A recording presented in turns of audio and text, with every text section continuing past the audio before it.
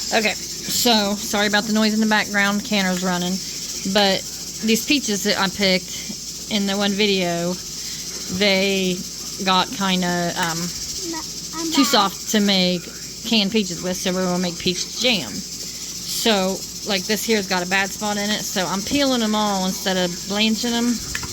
We'll do that in another video, but that's just an easy, quick way to pop the skin off. Otherwise, we're peeling, and then we're gonna cut up the peaches into little itty bitty diced up pieces looking here, and then we'll measure them out. We need 6 cups to make a batch of jam here. So with that, you just, because these peaches are a lot softer than before, which doesn't really show you anything here, but these are nice meaty. Yeah, Eva's cutting. Nice meaty peaches. Like I said, softer, but because of the bad spots, I gotta cut them and peel them.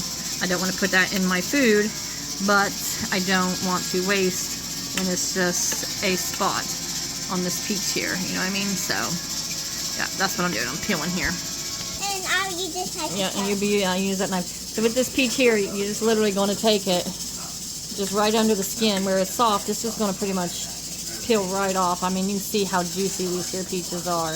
They're delicious. These are good, perfect for eating peaches right now where they're so soft, or for jamming, but not good for canning in a syrup to eat.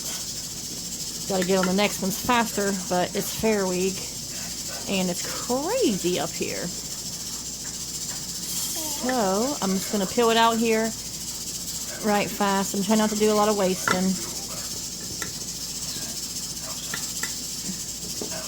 I mean, you can leave the skin on some of it, but I don't like skin in my jam.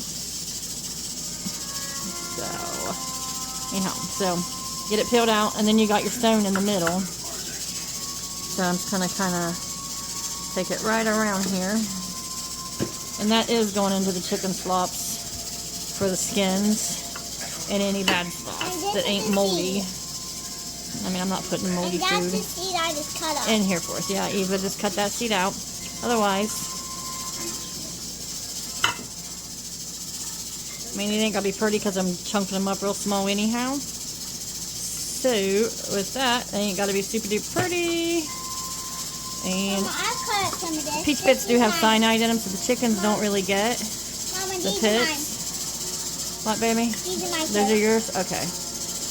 Anyhow, just cut it up real small like this so I get 6 cups. And then once I get 6 cups, we'll take them out from there. So I'm a long ways off. But that's all I'm doing right at the moment is making the peach jam. Alright, so as you can see here, I cut off this bruise. I just wanted to point this out to y'all because I worry about things. But anyhow, it's a bruise in that, and it just bruises into the flesh here. It's not like bad or moldy or nothing like that. So I'm just taking and removing that spot out as I'm peeling them. And then, you know, underneath of it is a really good clean peach. And let me tell you what, these are so good. They ain't even all making it into the jam. Me and Eva's just been eating them. But, you know, don't waste it just because it's got a blemish on it. It's still a good peach. Just remove it and you got a good piece to use in. It's just some of them, you know, set on top of each other and they weigh and they just make little bruises. So that's it. Otherwise, everything else is a really good looking peach here. Okay, so I got the peaches in the pan. I got them on heat here. And now they're going to cook for about 20 minutes where I'm going to squish them. Not with this spoon, clearly. The tater masher. And work on busting up the pieces and getting the juices cooked out. But this will be about 20-minute cook down before I add any sugar. This is the 6 cups of cut up, diced up peaches. Okay, while we're waiting on that time to be up, we're going to go over this here jar thing right fast. These are 4-ounce jars, so your standard jelly jar size. They're just more squared versus tall. And then these little ones here are 8-ounce jars. Or 4-ounce jars. These big ones are 8-ounce jars. I'll get it right in a minute. Anyhow, let's go over this here. So this band thing here is essentially like a cheat sheet for you on how far you fill your jars up. So you're going to start up here and you'll say that's about 1/8 of an inch or so. And then just keep scrolling it down. When you get about halfway through, you'll see it's supposed to be around about a 1/2 inch. Down to the bottom here will be about your 1-inch marker. Usually I just take them up to this actual little lippy thing on the jar called an inch. We're going to leave about an inch headspace in these jars. And I'm doing both sizes only because I've made a lot of jelly this year and I'm almost out of jelly jars. So we're just going to mix, match it up. It'll be fine. This here is my funnel. It'll go in here. This makes for clean work. Don't get your rims all messed up, and make sure you get everything in the jar like it's supposed to be. So now time should be about up. Let's go check it out. Okay, it's been about 2 minutes. Definitely feel the thickness on it. And it's chunky, definitely chunkier. I mean, it could, oh yeah, that's good. I think that's gonna be about perfect. So let's fill these jars. Okay, so I'm over here with the peach jam. I got my ladle going, and this ladle is gonna about fill this jar up. Almost. There we go. See, right down there to about the bottom of the line. So anyhow, I'm going to fill these up, and then we're going to wipe up the rims and get them put into the canner that I do have going so that it's hot. Now these jars, normally I would say let's have them hot because it's a hot jelly going into a hot canner.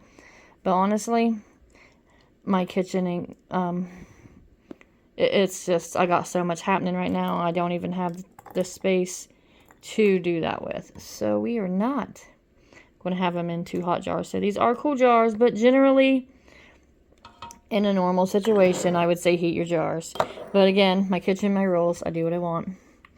And it's almost always worked out because these will be hot going into the canner that has been heating. It's not boiling, so we're good to go there. Fill up these last few. I might have to find a few more. Okay, so you can see I got the jelly jars filled up here. And so next thing is wipe your rims. If you don't wipe your rims, any kind of food or substance or anything on here could keep from having a seal. Even if it's just a little bit of like stickiness, it could give it just enough airflow to leak through that it will unseal your jar way before you're ready. And therefore, that's a whole lot of time and food waste. So, yeah, that was a little bit fuller, but it'll be alright. Just wipe up all your rims real good, and then when you get them wiped up, yeah, that's not a real word. Take your flats or your lids. These are regular mouth jars. These are regular mouth lids. Don't matter the brand. Right here, rubber compound. Put it right on top of the jar like so. Take your ring, your band, and put it on. Finger tight just right. That is super hot. Anyhow, there you go. Jarred it up. Now I'll go put it in the canner. I'll get all these ready to go, and we'll pop them down in the canner. Okay, we're all jarred and covered up here. Here's my jar lifter. Let me get pulled back here so you can see it.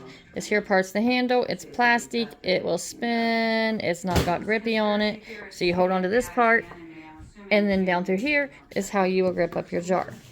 Pick your jar up like so, and we'll take it to the canner. Last jar going into the canner here. No, this is not your standard water bath canner. This is actually the pressure canner, but the other canner is being busy. So with that, any pan will do as long as you got something in the bottom for the jars to set on, whether it be the canning rack or some other some rings to put down there for them to set on. As long as they ain't sitting flat on the bottom, it'll be perfectly fine. Now the water is over top all the jars. So see here, over top the jars. So we have nothing to worry about there. Now, once it starts boiling, it'll be a 10-minute boil. I want to do 10 minutes because the peaches are thick. It's not just it's not a jelly, it's a jam. So we're going to do a 10-minute boil with these. When they're done, we'll take them out, set them off to cool. Jam is done. Very simple, 2-ingredient. And again, any pan will do when you're water bathing. Not the same with pressure canning, but any pan will do when you're water bathing, even your pressure canner. Okay, so you see the boil going. It's been 10 minutes, so let's pop these jars out of here. Use your jar lifter like we showed. Pick them up. There'll be a little bit of water on top. Just kind of give it a little dump off. And then we'll carry it over here and sit on the towel. Press jars down. You see them here. We got them all spaced out. Room in between all of them here so that it allows for even air cooling, even airflow through them so they can evenly cool. And then they'll start sealing, which is a ping, and then this here's pushed down and all is lovely. Now, I do have them sitting on towels here because if anybody has ever experienced it, you know exactly what I'm talking about, the shock to your glass, especially if the glass is hot and touches something that could be cold. It will shatter your glass. That would be awful at this stage of your canning. Awful at any stage, but especially at this stage because now the product is done. We just got to wait on the seal. But anyhow, that's it. That's some peach jam. Like I said, tastes like peaches in summer. It's delicious. And 2 ingredients, simple.